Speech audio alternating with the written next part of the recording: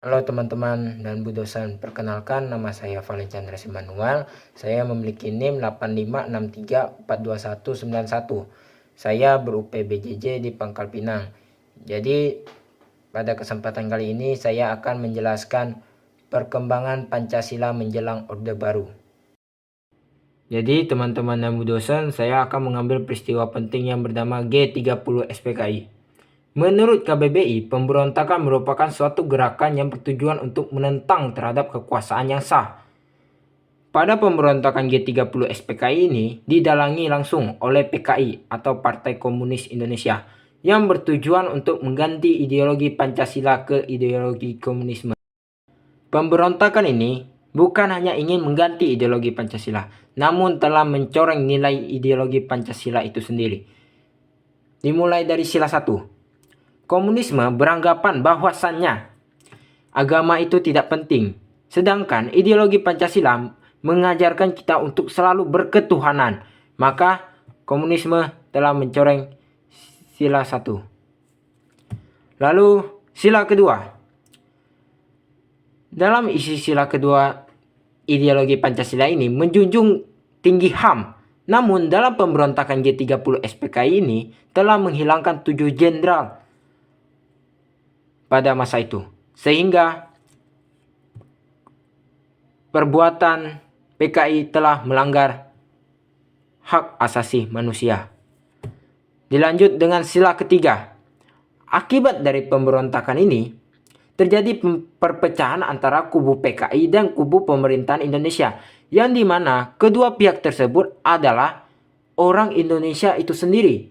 Jadi dari pemberontakan ini telah merusak sila 3 yang membuat kita untuk saling bersatu. Lalu sila keempat, kerakyatan. Karena pemberontakan ini merupakan suatu penentangan paksa terhadap kekuasaan yang sah dan tidak melalui proses musyawarah, maka pemberontakan ini telah menghancurkan nilai musyawarah dari sila keempat Pancasila. Terakhir, sila kelima. Tujuan pemberontakan ini secara tidak langsung memaksa rakyat Indonesia untuk tunduk terhadap ideologi komunisme dan hanya menguntungkan satu pihak yang menginginkan ideologi komunisme itu sendiri. Sehingga hal ini melanggar keadilan sosial di antara rakyat Indonesia.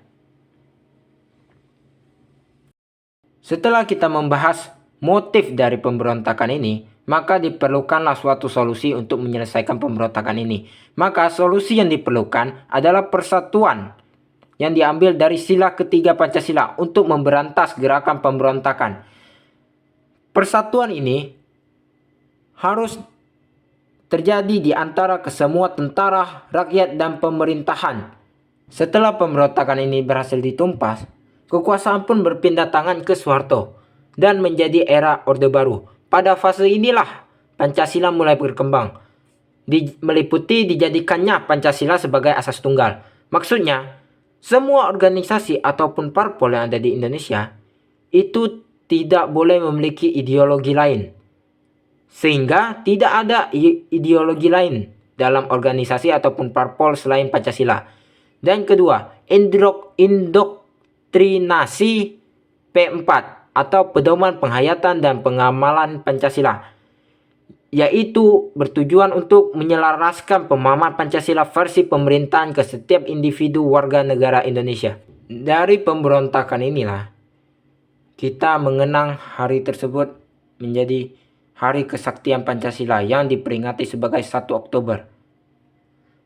Untuk kesimpulannya bagi generasi muda, diharapkan untuk bisa berpikir kritis dalam menerima setiap informasi dan dapat memilah mana saja ide, tindakan, dan budaya yang tidak mengarah ke ideologi ekstrim, serta dapat terus menjaga persatuan di antara teman, tetangga, dan warga yang berbeda suku, ras, agama, dan bahasa. Sekian penjelasan dari saya. Semoga dengan penjelasan saya kali ini bisa membuat kita semakin berpegang teguh pada nilai-nilai Pancasila. Terima kasih.